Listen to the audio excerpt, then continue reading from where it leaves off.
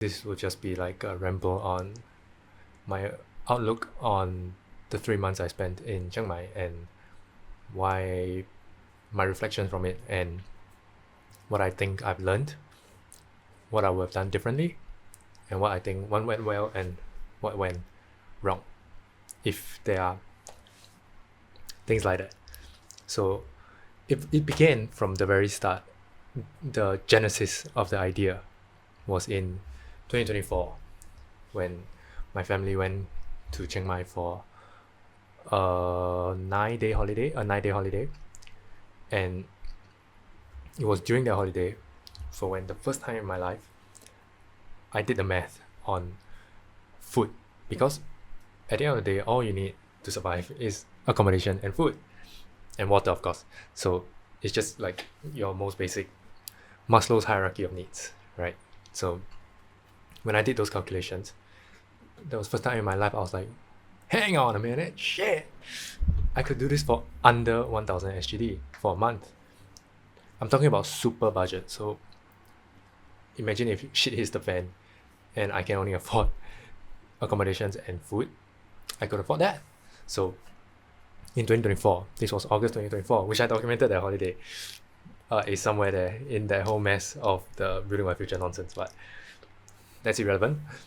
So 2024 was the first time I did the math on, hang on a minute, it is possible to come here. And I've always had in mind to try out life elsewhere because it just interests me to try new places. And then afterwards, I went back home, and then in 2025 is when I finally, the whole point of 2025 was to plan for this 3 months trip. So actually the funny thing about 2025 is I don't remember anything else except for the 3 months, which is like actually just 1/4 of the year, right? But to me it took up so much of my mental memory in 2025. So afterwards, when we went back, I finally started planning. So the things that of course I needed to plan was visa, like how long could I stay, which is when I figured out you can stay for 2 months and extend for 1 month, 60 days extend 30 days, which is 90 days, which is just under 3 months, but for the sake of ease, right, it's effectively 3 months. So that's when the planning phase start in 2025. I was saying at some point this year we would give it a try. So that's what I was planning for basically the whole year. So once we got some stuff out of the way, so because I have some stuff at the earlier parts of 2025, so once all those were finished and accomplished and out of the way, then we finally went to Thailand, and I made a video about that as well. And it's funny just for me to watch back about the reasons why I went there, which 100% I still would have done that for those reasons, right? To try out life somewhere else, for no aircon gym, to live on my own for a while, and all those stuff. So those were reasons. But so here's the actual experience. So the moment I got to Chiang Mai last year, it's completely different from like the idealized version of planning. Because in planning, you have this fairy tale idea of like, holy shit, when we're going there, it's going to be like, we're gonna be like freaking GTA, like, it's open world. We're gonna like, go here, go there, go here, go there. And the funniest part was when I finally got here last year, the first night I was here, when I just got here, it was truly the moment where I was like, holy shit, here I am now. I do not know a single person. I have no idea what anything is. I have nobody I can contact. Literally nobody. Not a single person. I didn't know anything, and I've done zero research before coming. I think, honestly, that is something I will never do again. I will never go somewhere without doing any research. But I took a chance, and luckily the area was super nice. So I just did the most bare minimum research on where I wanted to stay, and I was like, all right, let's just try. So that was the biggest like thing that could have gone wrong, which did not go wrong, thankfully. So yeah, so that was the first night there. I was like truly like, holy shit, like we're just here now for the next minimum 60 days, because I told everyone like it would be 90 days. So that I wasn't going to like chicken out and just suddenly come back, right? And my accommodation was minimum 60 days as well. So I was like, I guess this is it now. So a lot of the middle parts of the trip I totally forgot. But I do remember the first few days very, very, very, very, very, very clearly. The first 2 days was a lot of exploration. I just walked around. And I think in those, so we were breaking down into 3 months because I really think that the 3 months are extremely segregated in terms of my experience. So the first month was, you can treat it as like a graph, right? It was like this. Because I was discovering new stuff. And for a lot of time, I was actually like retreating into my own shell. So it was interesting because I really wanted to make friends, but of course, like I didn't speak the language and I didn't know how, and I didn't even really know what to do. Okay, so that was another thing as well because I never did anything like this before. I've never went to a foreign place all on my own with nobody. So I was like, holy shit, what am I doing here, right? So that was like the most surreal part of it, and I had no previous experience to compare it to because this was so novel and so new. But the reason why I did it was because I got inspired by a lot of creators. The one in particular, I was like, I gotta try, and the way like he spoke about it was so nice. But my experience was like, this is not good. What's going on here? Why am I doing this? So that was the first few days, and I just walked around a lot. I just walked and walked and walked to discover somewhere, to discover the area, to have like some semblance of an idea of a place. So that was the first month. There was a lot of discovery and exploration, and I think that first month really taught me about myself. I think that's a very cringe thing to say, I don't know, but it taught me about myself that I can do it. Like it's not tough, and it really like it strangely it unlocked like a part of my brain. Like I have no idea how to explain it. It just unlocked a part of my brain during that first month where I was like, damn, I can do this. Like life elsewhere is not so difficult. You got this. You can actually talk to people even if you don't know the language. You can. You're good. You're good at doing this. You're good at making friends. You're good at just, because a common thing that I think people will do is, if you are in a vulnerable position, I was not really vulnerable, but if you're in an unsure position, you will default to what your base, I have no idea what I'm talking about, but like you default to what's most comfortable to you. Okay. So there are some negative and positive. So the most comfortable for me was staying in my room all day and not really going out. So I did that a lot during the first month as well. But another default thing I defaulted to was being curious. So I was genuinely curious about a lot of things, and that made it very easy for me to spark conversations with just random people. So, and I really learned to appreciate, like, I had these problems, but at the same time, I had enough strength to pull this off here. Well, when I look back now, it feels pretty like minuscule, but I think at the time it was quite crazy. And I think even a lot of my friends and family were like, this guy's quite crazy. But yeah, so, but looking back now, I was like, oh, it's okay. Actually, it's pretty easy. So that was the first month when I really like understood, like, you got this, So I really don't know how else to explain. It just really just opened a part of my brain where I just got this, you got this. So that really, really gave me a lot of like confidence in being able to do things on my own. Because up to that point, I don't think I've never done anything like this before, basically. That's what I'm trying to say. Okay, so we've gone to the second month where my family actually came over for holiday for a while. And during that time, I was fine. But after they left, it was the toughest month ever. Because all of a sudden, you went from familiarity again and people and like I would speak to them and stuff, back to being all alone. And I was like, oh shit. It was at that moment I never felt more like going back home during the 3 months than that exact moment when my family left back to Singapore and I was all alone again. And that moment was the turning point for everything as well.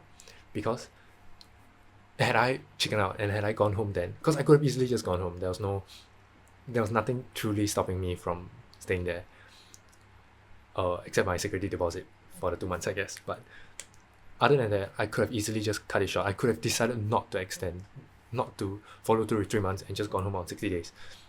And I think one of the best decisions I made was not doing that, but actually sticking through with the plan of the 3 months and going through. So if you think about first month, it was like this, and then after the second month, it was like this, because it was when the true loneliness started to hit, and pushing through that was the most important part of the trip that made me really, really, really love this place, because it was during the second month where I truly started building friendships and routine, when I would frequent the same place enough times that we actually had conversations.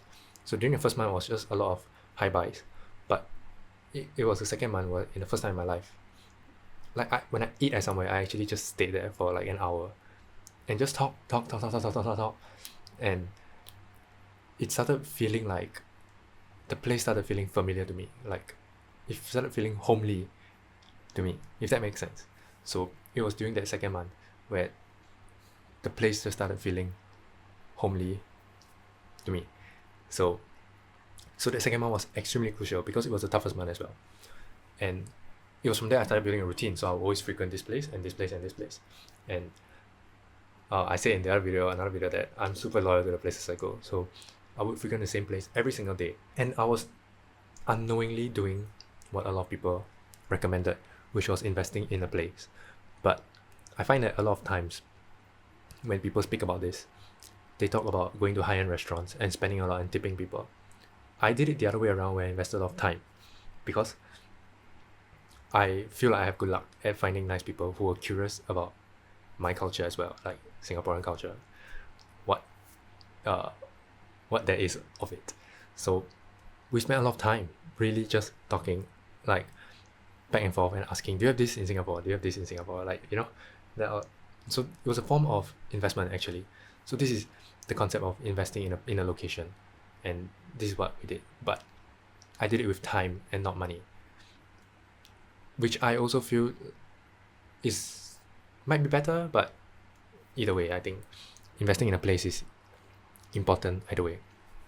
So I think that was the second month. The most important thing I did, I just started going to the same place again and again and again, and on a daily basis. As long as they're open, I was there, and it really started feeling like a routine. Because then all of a sudden, right, you don't feel lonely anymore, because lunch I'll go there and I'll just talk to the people there. Then afterwards I'll buy a drink and I'll talk to the person again. And then each place, right, I would at least talk for 15 minutes at a place. Then afterwards dinner you talk again. It's like meeting a friend every single day. And then afterwards dessert, the dessert shop, talk again. So that feeling of I feel alone totally was wiped out within that second month. And all these places are the ones in my 3-month video, which I frequent so much, that I love. So I think that was the most crucial thing about that second month, was building a routine and really investing in the places that I went to with time and a lot of curiosity. So that was the key turning point of that 3-month trip. And that final month was seriously the best month ever, because at that point everything was locked in. Not as if I was locked in, as in like my routine was locked in.